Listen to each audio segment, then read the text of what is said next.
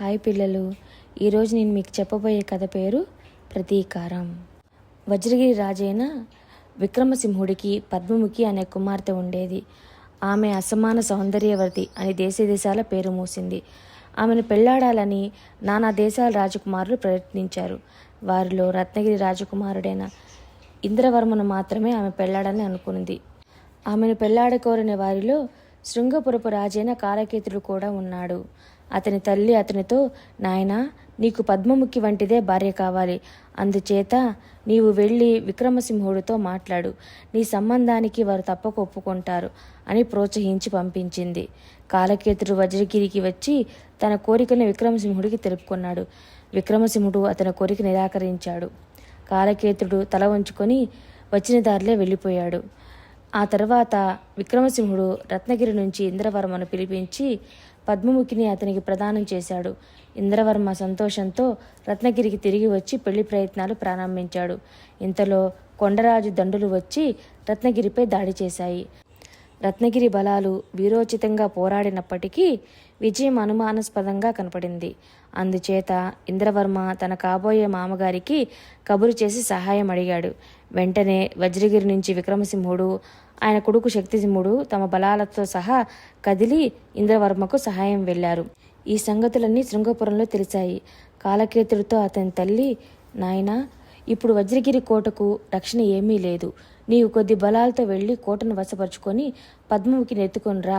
మీకిద్దరికి ఇక్కడే పెళ్లి చేసి ఆ విక్రమసింహుడికి గట్టి ప్రాయశ్చిత్తం చేస్తాం అన్నది. తల్లి సలహా ప్రకారం కాలకేతుడు వజ్రగిరికి వెళ్ళి బలాత్కారంగా పద్మముఖిని బందీని చేసి శృంగపురానికి తెచ్చాడు. అతను వెళ్ళిన పని సాధించుకొచ్చినందుకు అతని తల్లి, చెల్లెలు ఇందుమతి ఎంతగానో సంతోషించారు. ఈ లోపల రత్నగిరి వద్ద జరిగిన యుద్ధంలో విక్రమసింహుడు ప్రాణాలు కోల్పోయాడు. ఇంద్రవర్మ రాజ్యభ్రష్టుడయ్యాడు. ఈ వార్త కూడా శృంగపురానికి వచ్చి చేరింది. ఈ పరిస్థితిలో చంద్రముఖి కాలకేతుడిని తప్పక పెళ్లాడుతుందని అందరూ అనుకున్నారు. కానీ చంద్రముఖి అతను పెళ్లాడడానికి ఎంత మాత్రం ఒప్పుకోలేదు. నేను పెళ్లాడితే ఎప్పటికైనా ఇంద్రవర్మనే పెళ్లాడతాను. అలా జరగకపోతే సన్యాసినిగా జీవిస్తాను కానీ మరొకరిని ఎప్పటికీ పెళ్లాడను అన్నది. కాలకేతుడు అభిమానం కలవాడు. అతని తల్లి వారిద్దరికీ బలాత్కార వివాహం చేయ తలపెట్టింది. కానీ అందుకతను సమ్మతించలేదు. ఏనాటికైనా ఆమె ఇష్టం మీదనే పెళ్లాడతాను అన్నాడు. అతని తల్లి చంద్రముఖిని నయాన వంచలేక భయపెట్ట చూసింది. కానీ చంద్రముఖి భయపడలేదు. అందుచేత ఆమె చంద్రముఖితో, నీవు నా కోడలివై నీ మర్యాద దక్కించుకుంటావు అనుకున్నాను. కానీ నీవు అందుకు సమ్మతించలేదు కనుక ఇక నుంచి నీవు మా బానిసవు మాత్రమే అంటూ ఆమె చేత అడ్డమైన చాకిరీ చేయించసాగింది. చంద్రముఖి నిద్రలేచింది మొదలు రాత్రి ఎంతో పొద్దుపోయేదాకా బట్టలు ఉతకడము, వంట చేయడము, అంట్లు తోమటము మొదలైన పనులు చేసి ఒక మూల పడుకుని నిద్రపోయేది. ఇవి చేయడానికైనా ఆమె ఒప్పుకుంది కానీ కాలకేతుని పెళ్లాడడానికి మాత్రం ఒప్పుకోలేదు. తల్లి ఆమెను అలా చూడడం కాలకేతుడికి కానీ అతని చెల్లెని ఇందుమతికి కానీ ఇష్టం లేదు. ఇందుమతి పైకేమీ అనలేదు. కాలకేతుడు మాత్రం తల్లితో, అమ్మా, ఆ పిల్ల రాజకుమార్తె, ఆమెను గౌరవంగా చూడడం మనకే గౌరవం అన్నాడు. కానీ తల్లి, నీకు తెలియదురా నాయన, దానికి మన మీద పిసిరంత గౌరవం లేదు. దానికి బుద్ధి రావాలంటే ఇదే దారి. ఎప్పటికైనా దానిని భార్య చేసి తీరుతాను, చూస్తూ ఉండు అంది. కాలకేతుడు తల్లికి మారాడలేదు. చంద్రముఖి 3 ఏళ్ల పాటు ఈ యమచర అనుభవించింది. ఆమె విచారంతోనూ చాకిరీతోనూ చిక్కి శల్యమైంది. ఒకనాటి ఉదయం ఆమె బట్టలు తీసుకుని ఉతకడానికి నది వద్దకు వెళ్ళింది. నదికి దిగువగా కొంత దూరంలో ఒక తెప్ప కదులుతూ ఉండడం ఆమె మొదటనే చూసింది. అయితే ఆమె ఒక్కొక్క బట్ట ఉతికి ఒడ్డున పెడుతూ మధ్యలో తల ఎత్తి చూసేసరికి ఆ తెప్ప తనకు చాలా సమీపంలో కనపడింది. ఆ తెప్పలో 2 మనుషులున్నారు. ఆమె లేచి నిలబడి వారికేసి ఆశ్చర్యంతో చూడసాగింది. ఎందుకంటే ఆ తెప్పలో ఉన్నది తన తమ్ముడైన శక్తిసింహుడు, తన భర్త కావాల్సి ఉండిన ఇంద్రవర్మ. వారు మాత్రం ఆమె గుర్తించలేదు. శక్తిసింహుడు ఆమెతో, అమ్మా, ఇది కాలకేతుడు వెళ్ళే శృంగపురం కదా అన్నాడు. అవునన్నది చంద్రముఖి. కొంతకాలం క్రితం వారు వజ్రగిరి రాజు కూతురు పద్మముఖిని ఎత్తుకువచ్చారు. ఆమె బతికి బాగున్నదా అని శక్తిసింహుడు మళ్ళీ అడిగాడు. బాగానే ఉన్నది. మహారాణి కావడానికి ఇష్టం లేక బట్టలు ఉతుకుతూ రాజకుటుంబానికి ఊడిగం చేస్తుంది. నన్ను గుర్తించలేదా శక్తి అన్నది చంద్రముఖి. శక్తిసింహుడు అక్కను కౌగిలించుకుని ఏడ్చాడు. ఇంద్రవర్మకు కూడా కళ్ళు చెమ్మగిల్లాయి. ఆమె వారిద్దరికీ జరిగిన సంగతి అంతా చెప్పింది. అయిందేదో అయింది. ఇక మన కష్టాలు గట్టెక్కినట్టే. కొండరాజును అందరము కలిసి ఓడించాం. ఇప్పుడు రత్నగిరికి ఇంద్రవర్మే రాజు. నీ జాడ తెలిసేదాకా అతను రాజ్యాభిషేకం చేసుకోదలుచుకోలేదు.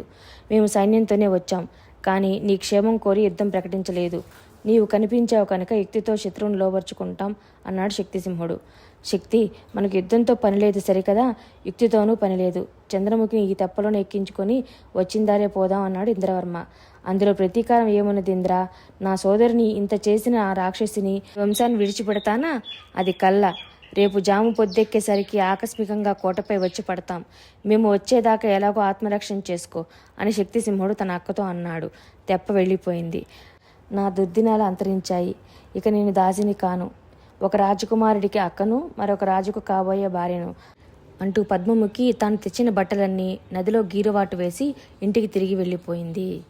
ఆమెను చూస్తూనే రాజమాత, అంతసేపు బట్టలు ఉతకడమా? మిగిలిన పనులన్నీ ఎప్పుడు చేద్దాం అనుకున్నావు? నీకు గట్టిగా బుద్ధి చెప్పాలి అన్నది. నాతో మర్యాదగా మాట్లాడు అన్నది పద్మముఖి కొరడాతో కొట్టినట్టు. నీకింత పొగరా అంటూ రాజమాత పద్మముఖిని కొట్టించడానికి భటును పిలిపించింది. పద్మముఖి ఆమెతో, నేను రేపే రాణిని కావడాన్ని నిశ్చయించాను. ఇప్పుడు నా మీద ఎవరన్నా చెయ్యి చేసుకున్నారనుకో, రేపు తప్పక వారి ప్రాణాలు తీసే ఇస్తాను, జాగ్రత్త అన్నది. ఈ మాటలు వినగానే రాజమాతకు ఎక్కడలేని ఆనందం పొంగి వచ్చి కాలకేతుడికి కబురు చేసింది. అతను కూడా పద్మముఖి తనను ఎలాగైనా పెళ్లాడడానికి ఒప్పుకుంది కదా అని సంతోషించి మన్నాడు వివాహం జరుపుకోవడానికి ఏర్పాట్లు ప్రారంభించాడు. మన్నాడు తెల్లవారింది. రాజప్రాంగణం అంతా పెళ్లి సన్నాహాలు సందడిగా ఉంది. జాము పొద్దెక్కింది. బడులు రొప్పుతూ వచ్చి రాజభవనం ముందు యుద్ధం జరుగుతుందని, పెద్ద సేన వచ్చి దాడి చేసిందని చెప్పారు. రాజభవనంలో ఉన్న పురుషులందరూ రాజుగారి వెంట శత్రు సైన్యాన్ని ఎదుర్కోవడానికి పరిగెత్తారు. ఆడవాళ్లందరూ అంతఃపురంలో నక్కి భయంతో వణుకుతున్నారు. యుద్ధ కోలాహలం అంతకంతకు దగ్గరగా వినిపిస్తుంది. మధ్య మధ్య సైనికులు వచ్చి అపజయ వార్తలు తెలుపుతున్నారు. కాలకేతుడు మరణించిన వార్త కూడా వచ్చింది. రాజమాత ముఖం భయంతో పాలిపోయింది. కొద్దిసేపట్లో ఒక సేనాపతి అక్కడికి వచ్చాడు. అతను శ్రీజనం కేసి నిశ్చితంగా చూసి, మీలో పద్మముఖీదేవి ఎవరు? ఆమెను, ఆమె దాసిలను తప్ప మిగిలిన అందరి స్త్రీలను తలతీయమని శక్తిసింహ మహారాజు ఉత్తరువు అని అన్నాడు. ఎవరూ మాట్లాడలేదు. ఇందుమతి మాత్రం పద్మముఖి కేసి ఒకసారి, సేనాని కేసి ఒకసారి చూసి తల ఉంచుకుంది. పద్మముఖి ఒక్క అడుగు ముందుకు వచ్చి, నేను పద్మముఖిని, ఇక్కడ ఉన్న స్త్రీలంతా నా దాసీలే అంది. సేనాని వంగి ఆమెకు నమస్కారం చేసి అక్కడి నుంచి వెళ్ళిపోయారు. అతని వెంట ఉన్న సైనికుడు రాజమాత మొదలుకొని దాసిదాని వరకు అందరికీ సంకెళ్ళు తగిలించి తీసుకుపోయాడు. తర్వాత కొద్ది రోజులకి ఇంద్రవర్మ పద్మముఖిని పెళ్లాడి రాజ్యాభిషేకం చేసుకున్నాడు. చంద్రముఖి తన తమ్ముడికి ఇందుమతిని చూపించి, ఈ పిల్ల నన్ను తన వదినగా చేసుకోవాలని ఎంతో ఉబలాటపడింది. నాకు ఏనాడు కొంచెం కూడా బాధ కలిగించలేదు. ఈమె నువ్వు పెళ్లాడితే నేను సంతోషిస్తాను అన్నది. శక్తిసింహుడు ఇందుకు సమ్మతించి ఇందుమతిని పెళ్లాడి వజ్రగిరికి రాణిని చేశాడు.